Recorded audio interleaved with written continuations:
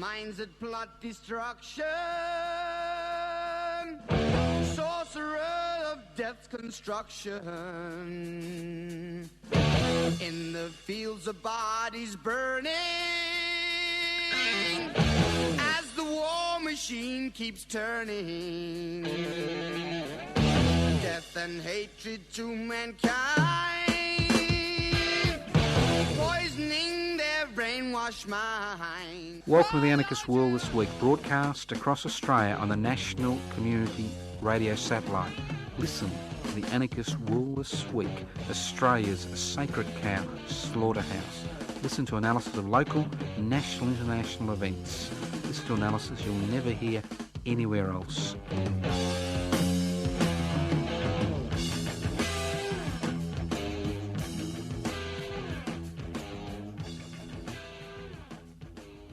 Welcome to the Anarchist World This Week, broadcast across Australia on the Community Radio Network. My name's Joseph Toscano. I'm hosting today's program. I've got no idea why it's so cold in this studio today, but if that's my only problem, I'm a lucky boy. If you're wondering what anarchy is all about, an anarchist society is a voluntary, non-hierarchical society based on the creation of political and social structures which are based on direct democratic principles. It's a society where wealth is held in common and used for the common good. And why those two concepts? Very simple. Anarchy, anarchos, without rulers. How do you create a society without rulers? You devolve power, you share wealth. Simple concepts. You don't need a PhD to understand what anarchism is all about. And that's the beauty of being an anarchist. You don't have to go to school. It's a very simple concept. Okay, let's start off with this citizenship business. Now, I think what's happening today highlights how inadequate the Australian Constitution really is in this country. Now, in 1999, which is almost 20 years ago, I stood on a platform at a referendum which was held regarding, the whole, whether we should be a republic or not. I mean, I stood on a more radical platform during that referendum, on a platform of we needed a new constitution for a new millennium. That's right, a new constitution for the 21st century. You can't expect a constitution which was debated and written up in the 1890s to reflect Australian society in the 21st century. So in 1999, I was one of the few people who put my hand up and said, this is crap. This is utter, total crap. The Australian Constitution is one of the weakest documents in human history. It is essentially a piece of paper which regulates the relationship between the central government and the 6 states which federated to form the Commonwealth of Australia on the 1st of January 1901. And to have 7 people pontificate regarding the meaning of what was written in 1901 to somehow drag the Australian Constitution to the 21st century is ludicrous. And nothing is more ludicrous than this so-called citizenship debate. Totally ludicrous. You can be born in this country,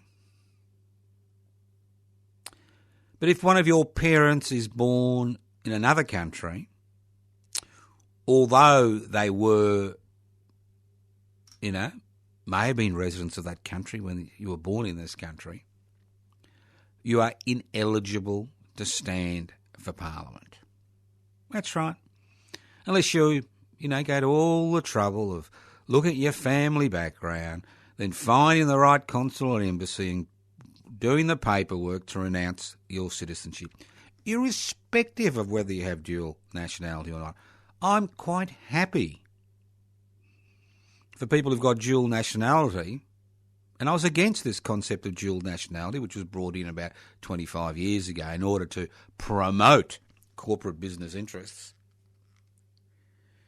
But if you've made no application for dual nationality because some foreign government believes you have a right to dual nationality because although you were born in this country, it's ludicrous. It's a little bit like human rights. No mention of human rights in the Australian Constitution. No protections against the arbitrary exercise of state power against an individual in the Australian Constitution. And it goes on and on and on and on. A constitutional arrangement which was put in place in order to enshrine the white Australian policy in perpetuity highlights the inadequacy of the situation. And the situation has got worse. We now have a High Court that provides a literal interpretation of the Constitution. It's a little bit like a literal interpretation of the Bible, a literal interpretation, of the Quran, a literal interpretation of the Australian Constitution, as if 117 years of history non-existent. As I said before, and I said in 1999, it's time we had a new constitution in this country. And what a constitution is it regulates the relationship between the people and its representatives.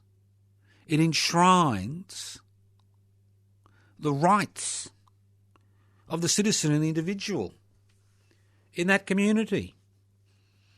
For us to rely on 7 people to interpret something that was written, 125 years ago is ludicrous. Totally ludicrous. Listen to the Anarchist World This Week, broadcast across Australia on the Community Radio Network. Some of my favourite people are those who somehow think that, all this climate change, climate emergency business is all some type of plot the United Nations has hatched to enslave the people of planet Earth. Hey, don't blame me for that. I hear it every day. It's extraordinary, really, but, that's the opinion of some people. So I was very interested to hear and confirm that on planet Earth we currently have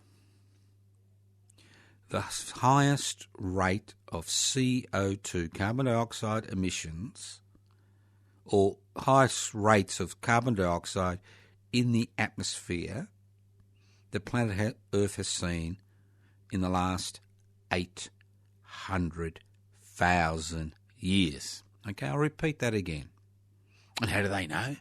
Well, they do little core samples in the Antarctic and the Arctic and check at different periods in human history how much carbon dioxide there was. Simple. But obviously, if you don't believe in science, well, it doesn't matter, does it? But getting back to that, so isn't it interesting? The highest rate of CO2 in the atmosphere for the last 800,000 years. And people in government, as well as, obviously, in the community, continue to think it's some type of plot. Some type of plot hatched by some nefarious cartels who want to enslave the world population.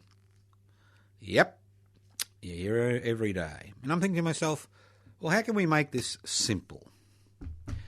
Now, when you're walking around planet Earth and you're out there and you leave your little room or whatever and you stop being a clicked activist and you're wandering around and you pop your head outside the window, you go, aha, there is a sky.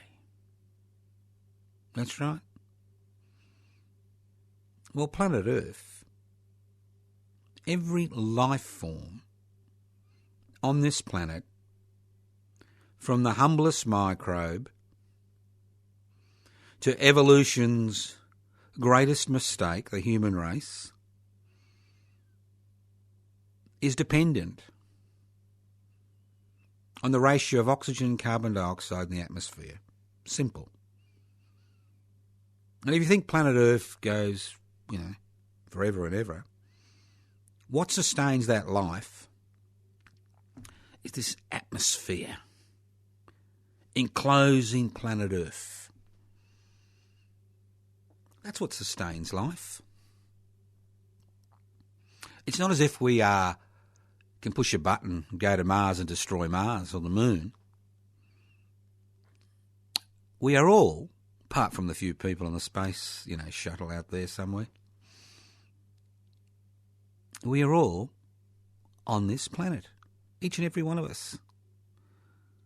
And obviously the more people you have on the planet, the more industrialisation you have, the more modern cons we create, the more artificial human needs we create,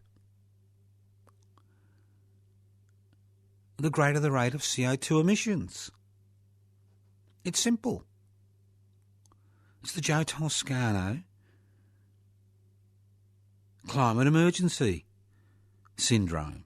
It's very simple. You get a nice dome at home, beautiful dome at home, nice glass dome. You put some water and plants down the bottom, you put 2 mice or 3 mice or 4 mice in there, let them do what mice and human beings do, and see what happens to the atmosphere over a period of time. And you'll notice, because it's a fixed dome, that things change. It's the same with us. And why is it so difficult for so many people to not believe that we are facing a climate emergency, irrespective of what's happening around the world in terms of climate changes? Well, it's simple. We live in an economy which is dominated by large transnational corporations whose major responsibility is to create ever-increasing profits for their major shareholders, irrespective of the human, social, environmental and national costs. It's very simple. It's all about making a buck. And if that means we're all going to choke at some point in time or fry, so be it. So be it. Just extraordinary. Extraordinary situation we find ourselves in because of the domination of economic activity by unaccountable corporations who've usurped the power of national governments. And if you don't believe me, get a little dome and get your little partner in there and see what happens after a few years. This is the Anarchist World This Week, broadcast across Australia on the Community Radio Network. This program is streaming live on 3cr.org.au. The program is podcast. You can access the podcast by going to 3cr.org.au. Well, things are humming along. As I said, I would do a public interest before corporate interest report every week. And I'm pleased to announce that the picnic at Allambie South went extraordinarily well. And I'd like to thank Simon for organising it. And hopefully the next few weeks, public interest before corporate interest will have a branch set up in Allambie South in regional Victoria. It's about time. Those of you who are interested in attending PIBC meetings, the Frankston Hastings branch meets on the first Tuesday and the third Tuesday of the month from 6 p.m. to 8 p.m. at the Frankston North Community Centre at 26 Mahogany Avenue, Frankston North. PIBC's Southern Peninsula branch meets at the Sea Winds Community Hub, the Capel Sound Community Centre, 11A, Allambie Avenue, Capel Sound, 6 p.m. to 8 p.m. And the next meetings will be on the 9th and 23rd of November. Hopefully the Lambie South branch will be up and running, and there's a possibility that after the picnic in Melton there may be a Melton Pipsy branch forming, hopefully by early next year. So things are going well. And if just to remind people that the AGM of Public Interest Before Corporate Interests will be held at 21 Smith Street, Fitzroy, at 5 p.m. Wednesday, the 1st of November. Observers are welcome, but it's basically the Public Interest Before Corporate Interests AGM. And we're hoping to have a large congress to formulate strategy for 2018 in early February 2018. So there are things happening as far as public interest before corporate interest is concerned. If you are interested in becoming a member, you can download the application form from info at pibci, pibci.net. Info at pibci, pibci.net. You want to form a branch in your part of the world? Simple. Ring us up. Pick a public space, community hall. Organise a time, date with us. We'll support you in calling that meeting. I mean, it's the best way to start things off. See if there are interested people in your neck of the woods, and get things rolling. This is the Anarchist World This Week, broadcast across Australia on the Community Radio Network. This program is streaming live on 3cr.org.au.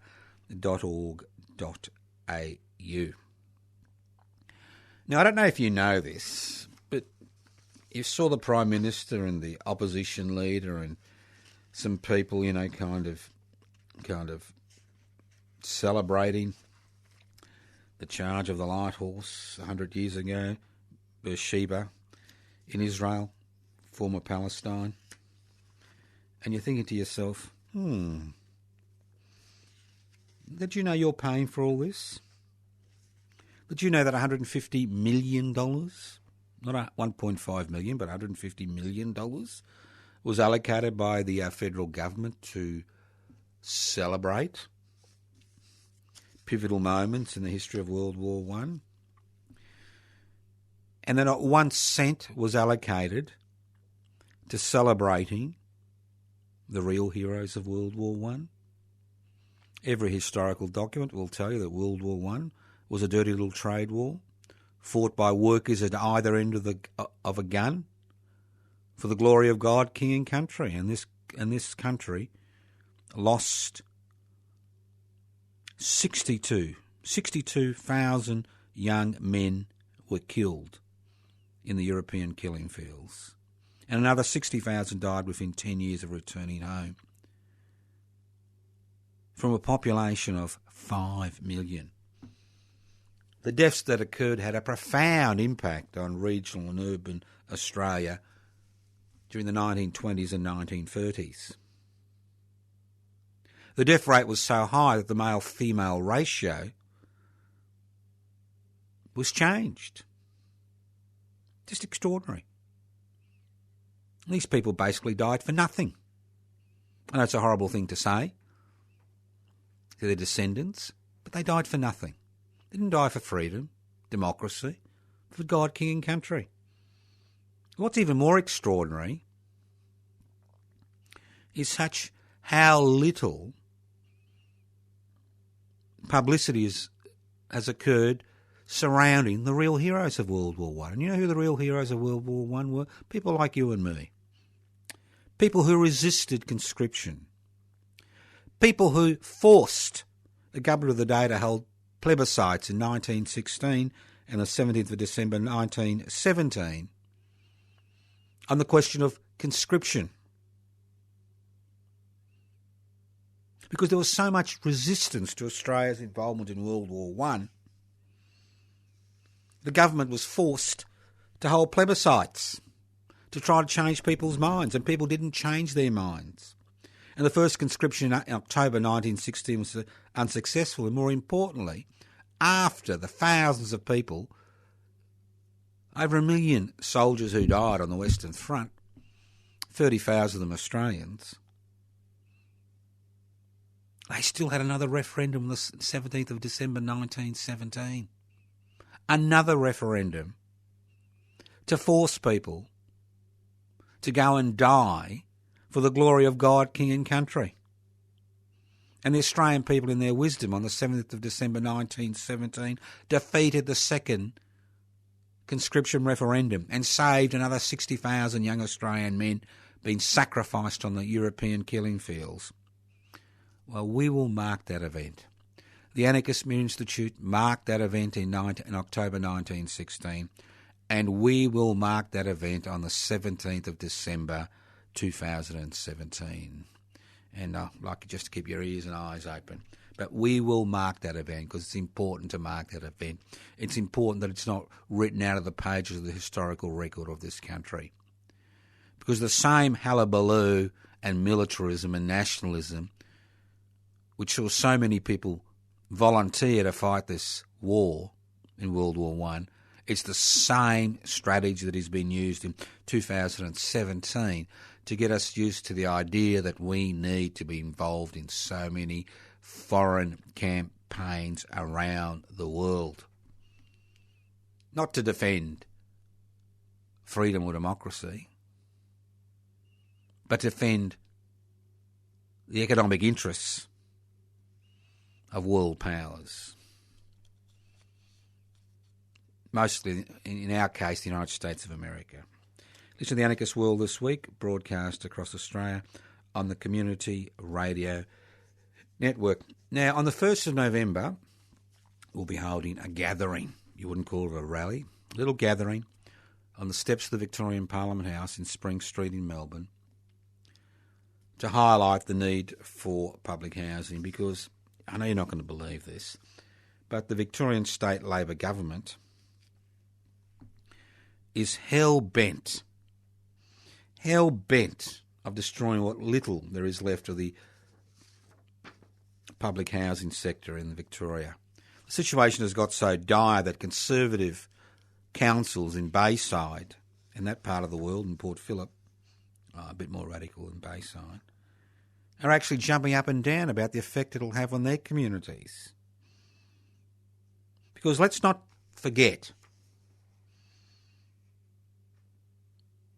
that housing affordability, after the climate emergency we face, is one of the most profound issues which faces people in this country as I speak.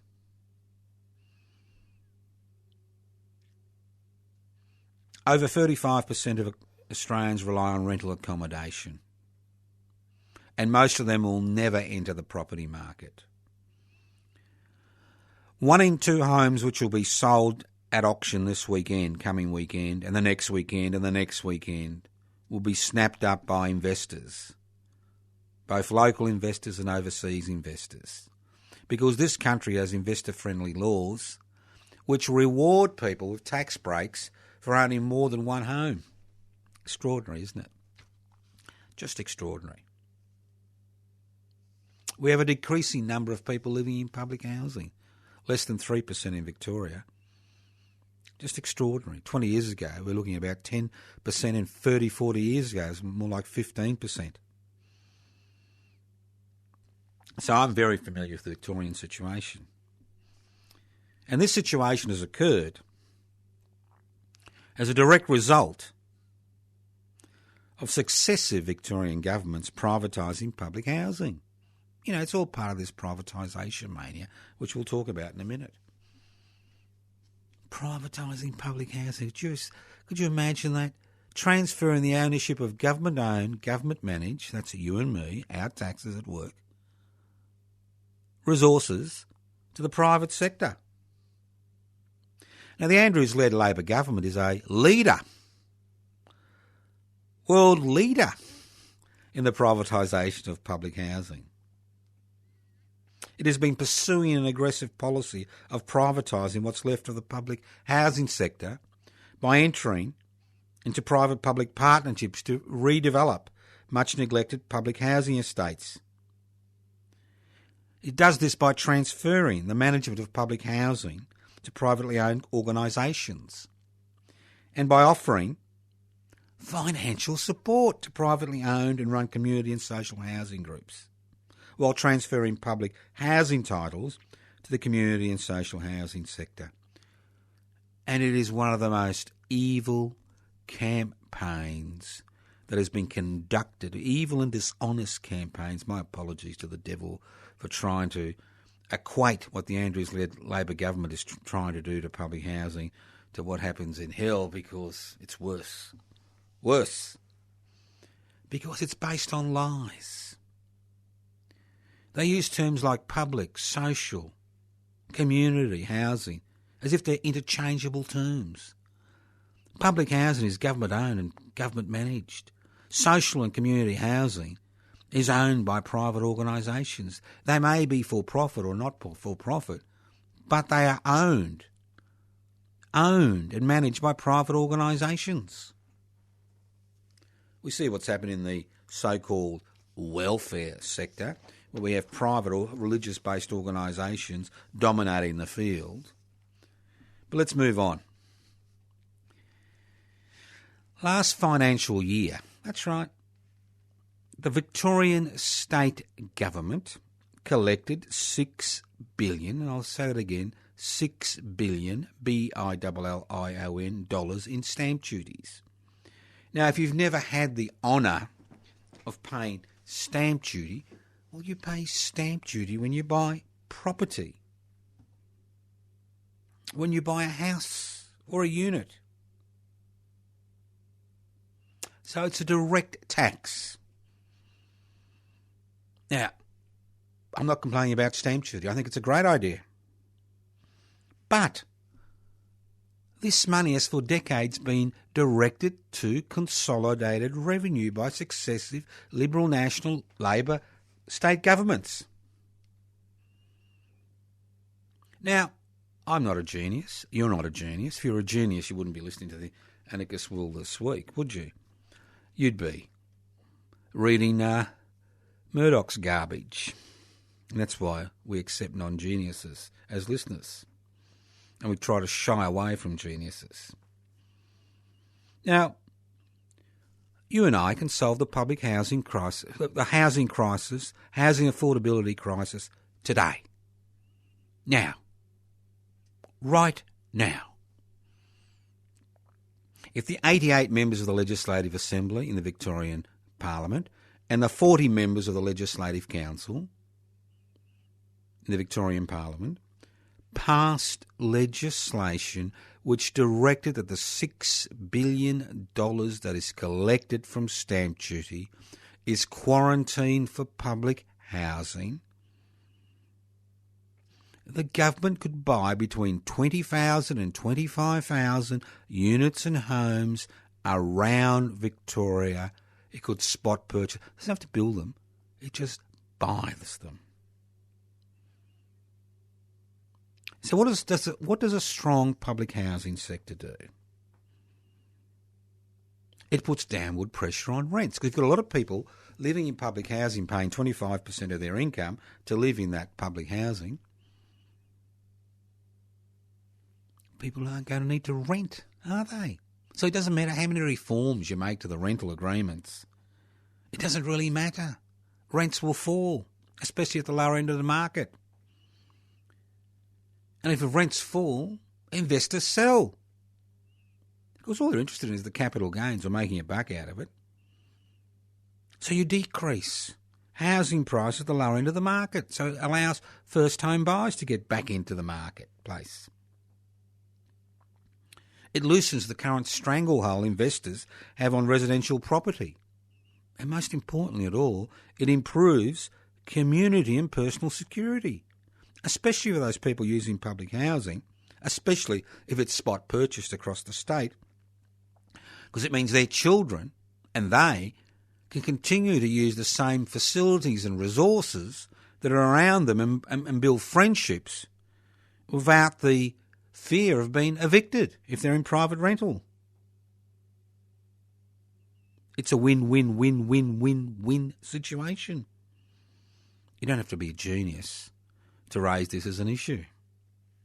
You don't even have to be stupid to raise it as an issue. All you got to do is use your brain a bit. You listen to the Anarchist World This Week, broadcast across Australia on the Community Radio Network. This program is streaming live on 3cr.org.au. That's 3cr.org.au. The program is podcast. You can access the podcast by going to 3cr.org.au. You can leave pleasant messages on 0439 395 489. 0439 395 489. You can write to us at Post Office Box 20, Parkville 3052. You can go to my personal Facebook page. No, you won't find out what colour underpants I'm wearing, but you will find out the activities I'm involved in. You can go to the website, the Facebook page, Toscano, the number 4, the public. Toscano for the public. Simple. You can go to the Anarchist Media Institute website, anarchistmedia.org, anarchistmedia.org. You can go to the PIBC website, Public Interest Before Corporate Interest, pibci.net. And the list goes on and on and on and on. So don't tell me there's nothing going on. There's lots of things going on. And if you don't want to do anything and just want to sit down and have a meal, you can join me at every Wednesday evening, 6 p.m. to 10 p.m, 20 Smith Street, Collingwood, at the Conjo Ethiopian Restaurant. Simple. It's been going for 4 months now. Buy your own food and drinks. Conversation. Meet like-minded people. Who knows? You may even get involved in something. An evening of satire, irony and humour. You don't even have to be funny. All you've got to do is repeat the news. All you've got to do is repeat the news. Okay? Conjo Ethiopian Restaurant, 20 Smith Street, Collingwood, every Wednesday night, 6 p.m. to 10 p.m. Don't get there too late. We'll be gone. You know, doesn't matter if you get there at 6, 7 or 8. If you get after 9, well, who knows? If it's a quiet evening, we'll be gone. So join us at the Conjo Ethiopian Restaurant. It's a way of getting listeners to come together, to get involved in activities, to meet like-minded people. Because sometimes you think you're the only person in the known universe, apart from yours truly, that thinks in a particular fashion. Well, I'm sorry to tell you, there's a lot of people out there. And I'll tell you something interesting. Currently, I'm involved in I'm standing the Northcote By-Election. And Northcote is a suburb northeast. I'll get it right finally. Northeast. I've been there for a while now, over the last few weeks. And it takes in a number of pretty old Melbourne suburbs. Alphington, Fairfield, Thornbury, Northcote and South Prestons. It's quite interesting suburb. I'm involved in the by-election, which can be quite tedious sometimes. But I'm involved in the by-election on 2 platforms, defending and extending public housing and putting public interest before corporate interest. That's putting the interests of the many before the few. Simple concepts. And it's a pretty brutal little campaign, quite fascinating, quite interesting. And obviously we are trying our best to raise issues. Now, you know and I know I'm not going to be elected. You know that, and I know that. The Australian people aren't ready for independent radical community activists. They're not ready for that. But this is a great opportunity to get ideas across. And I don't normally sit back and say, tut, we should do it this way, we should wait for, the magic moment, the revolutionary orgasm. What a load of bullshit, What a load of bullshit. It's the foreplay that gets you the revolutionary orgasm, so we're involved in the foreplay here. So, I need your help. Brutally simple. I am not asking for money. I have knocked back a number of donations for the campaign. I feel so strongly about the public housing issue and the public interest concept that I'm funding my own election campaign. And obviously I'll be out of pocket a few $1,000s, but it'll be worth the effort. And what it means is I owe no one any favours. I don't owe any favours to anyone. No one whatsoever. And if you want to know more about the Toscano for Northcote campaign, go to the website, Toscano for the Public, or go to the Public Interest Before Corporate Interest website. Have a look at that. See what's going on. See what's going on. You know, it's always interesting to find out what's going on. So how can you help? Well, it's very simple. There are a number of ways you can help. From 8:30am to 9:30am, Monday to Friday. Like a stunned mullet, I'm standing outside 116 Station Street in Fairfield in Melbourne, which is about 100 metres from the Fairfield railway station. Get it right, Joe, get it right. And if you want to hang around for the rest of the day and hand out how to vote material, but it's not how to vote material, it's basically material about how to solve the housing crisis in this country, come along.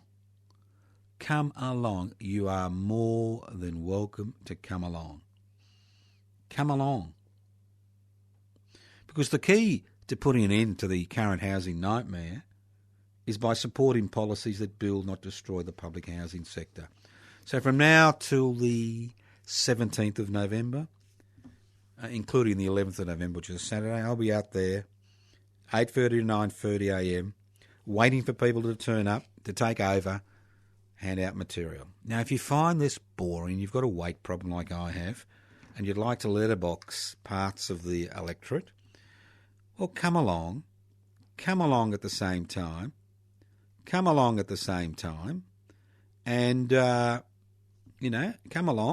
get some material. We'll show on our little map where to go, and bingo, you can get a bit of exercise, get some political ideas across. Why not? Why not? And most importantly of all, on Election Day, which is Saturday the 18th of November, if by some chance you're not going to a barbecue, a community event, and you're lost and forlorn, and you'd like to assist me in this campaign by handing out material at polling booths, and this material will be registered by the Victorian Electoral Commission, because do you know what? You can't hand out material outside a polling booth in a Victorian state election which has not been registered by the Victorian Electoral Commission. And I'm in the process of having my material registered, and should be registered in the next few days. But if you want to help on the 18th, there are 14 polling booths we need to cover. It'd be nice to have 3 people at each polling booth. It is a long day, 8am to 6pm. You may be able to do some of it. The day, full day, come along, interact with people, get involved, get some ideas across. So if you want to get involved in the campaign, you've got 4 options. You can leave a message on 0439 395 489, 0439 395 489. You can turn up between 8:30am and 9:30am at the pre-polling booth at 116 Station Street in Fairfield, and I'll be there for that hour to make contact with people. If you want to get involved that day, you can stay there, hand out material. You want to letterbox, come along in the morning, pick up the material.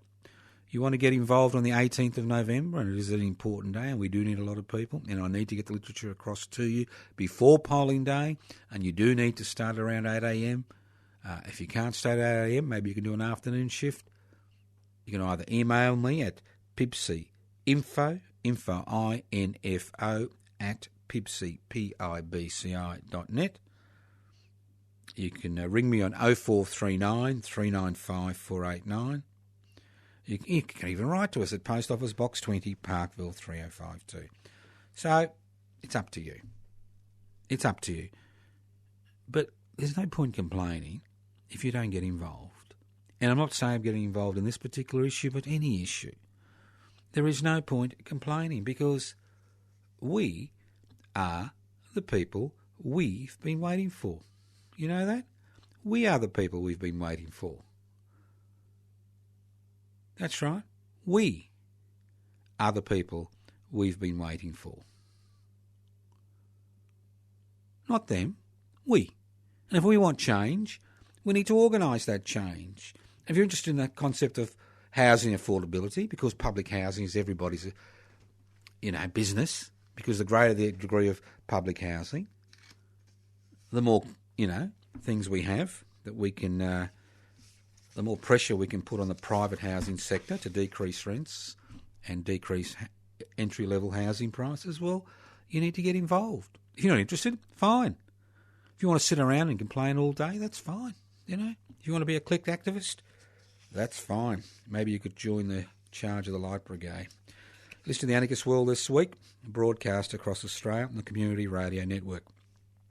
Now, don't just think we're just, you know, election orientated. We do a lot of things. A lot of things.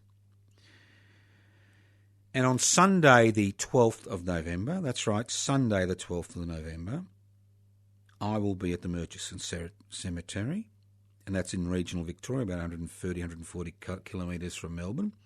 And many other activists will be at the Murchison Cemetery. And many other relatives of prisoners of war and internees who died in Australian camps during the Second World War will be there to remember their dead. And we go there to remember Francesco Fantin, who was murdered at Camp Loveday in 1942. And this is the 75th anniversary of his death. And we will be there with lots of different people to honour lots of different people who are buried in the common crypt. 220,000 men, women and women, all in the individual casket in this crypt at the Murchison Cemetery and Italian war graves. And there will be a Catholic Mass, and there will be people parading in, you know, uniforms, and there'll be flags, and we will be there. At the end of all the kerfuffle, we are held our own. We honour Francesco Fantin. So who was Francesco Fantin? And why, after 75 years that he was murdered, did we make the pilgrimage to the Murchison Cemetery every year? Now, Francesco Fantin migrated to Australia in 1924. He was a young anarchist who fled Italy 2 years after Mussolini's fascists seized power in 1922. Fearing for his life, he, like a number of other Italian radicals, fled to Australia. And unlike most immigrants who want to forget the past, he threw himself into anti-fascist activity in Australia, and with the aid of Francesco Camagnola and Valentino Chicotti, they opened the Matteotti Club in the Horticultural Hall in Victoria Parade in Melbourne in March 1927, across the roads from the Victorian Melbourne Trades Hall, to act as an anti-fascist centre. Now, who was Matteotti? He was a parliamentarian killed by Mussolini's fascists. When the club closed as a consequence of the Depression, Francesco Fantin moved to North Queensland, working on farms and sawmills as a labourer. He continued to identify as an anarchist, and with the help of other Italian anarchists, an anti-fascist, he attempted to open Australians' eyes to the dangers of the rising tide of hatred and intolerance which was occurring in Europe in the late 1920s and the 1930s. And they tried to make life difficult for fascist officials in this country who were attempting to recruit Italian migrants into their ranks.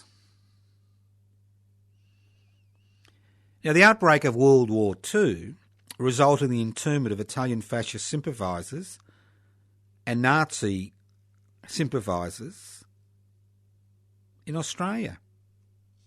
But tragically, you know the old adage, every Italian looks alike. The old racist adage, they all look alike.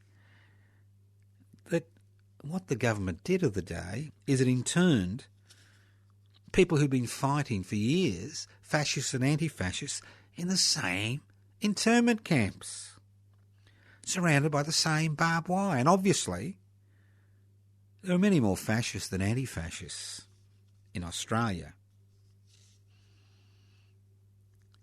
Now, Francesco Fantin, who was in his mid-40s by then, was arrested outside Cairns on the 28th of February 1942. Over 350 Italian fascists were interned with about 60 anti-fascists in the same prison at Camp Loveday in South Australia. On the 16th of November 1942, while stooping down to get a drink from a tap, Fantin was beaten to the ground by a man wielding a 4x2. When he fell to the ground, the beating continued. He died several hours later as a result of that beating. A fascist, Giovanni Cazzotti, was convicted of manslaughter and sentenced to 2 years' jail. In the mid-1960s, Francesco Fantin's body was disinterred from the grave outside Camp Loveday in South Australia, and with the bodies of other Italians, both men and women, who had died in internment camps in Australia, was brought across to the Murchison cemetery by the Italian community. So in death, as they were in the internment camp, they're all together.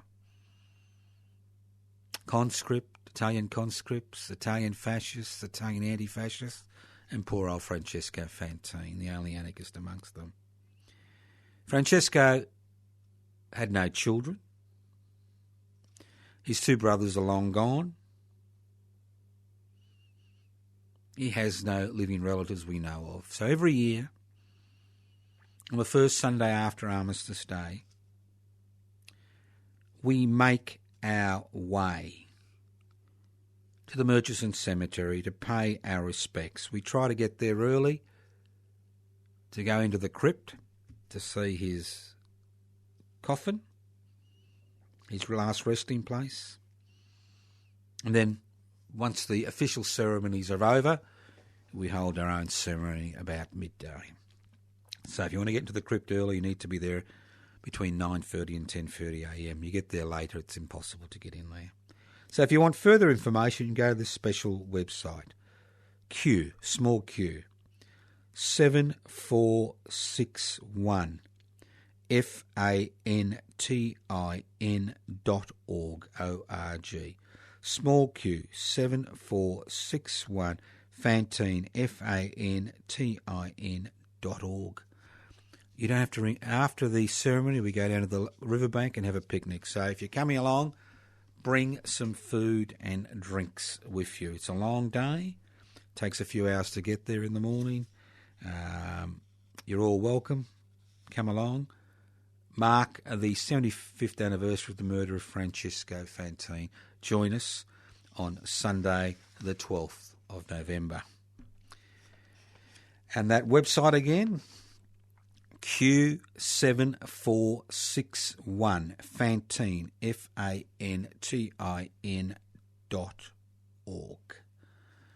Okay, now don't forget, 3rd of December. Yeah, look, on the 11th of December in the afternoon, I'll be in Ballarat. There's a special commemoration for the formation of the Ballarat Reform League on the 11th of November 1854, and I'll be speaking.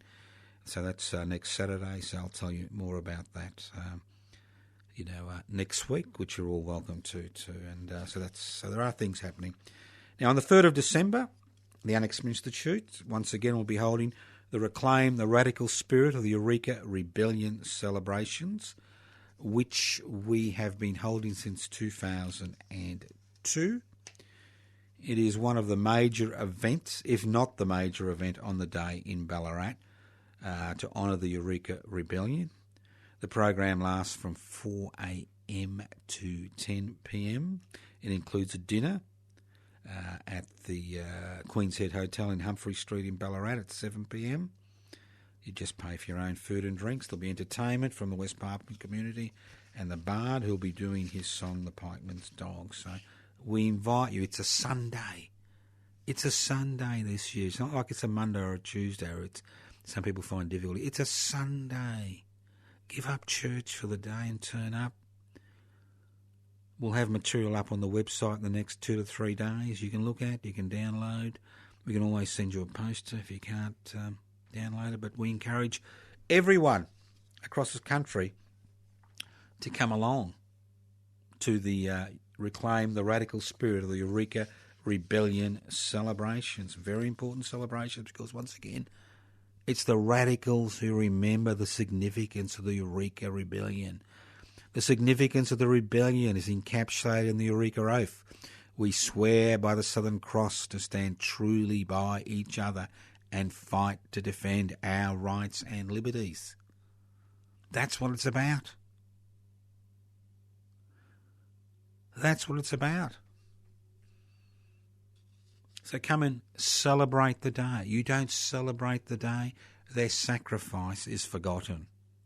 And the reason we established to reclaim the radical, my late wife Ellen, Jose and myself established to reclaim the radical spirit of the Eureka Rebellion celebrations in 2002 is because we went up in 2001 to take part.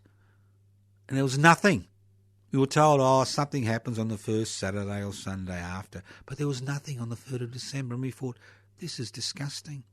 It shouldn't be like this. So join us. Start at 4 a.m. You don't have to walk the 13 kilometres.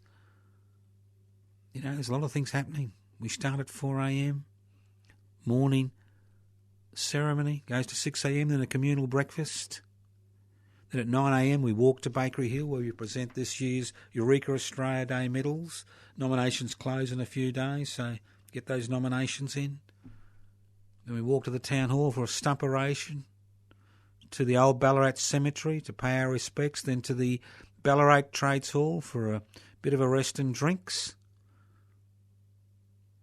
Then back to the Museum of Australian Democracy at Eureka, to look at the Eureka flag and discuss the Eureka flag. And then the dinner that night. Great day. You don't have to ring anybody. If you want a seat guaranteed at the dinner, you need to make a booking. It doesn't cost you anything to make a booking, obviously, but if you want a seat reserved, there's only about 80 seats, and sometimes we get more people than we have seats, and obviously younger people stand up. You can make a booking by ringing us on 0439 395 489. Leave a message. Or you can make a booking by writing to Post Office Box 20, Parkville 3052. Or you can, make a booking by going to the AMI website. Just go to anarchistmedia.org, make a booking, or anarchistage@yahoo.com. So the website is anarchistage@yahoo.com. So now's the time. 3rd of December is only, 6 weeks away? It's just around the corner, 6 weeks away. Well, no, 5 weeks away. I lie. It's just around the corner. So let's get organised for this year's Reclaim the Radical Spirit of the Eureka Rebellion celebrations, hosted by the Anarchist Media Institute. Great day. It's a Sunday, 3rd of December. Do something significant in your life. Thank you once again for listening to the Anarchist World This Week, broadcast across Australia on the Community Radio Network. If you want to help me with the campaign or just have dinner tonight, turn up at 20 Smith Street, Collingwood, 6 p.m. to 9 p.m. Don't forget the AGM at 21 Smith Street in Fitzroy for Public Interest Before Corporate Interest, 5 p.m. to 6 p.m.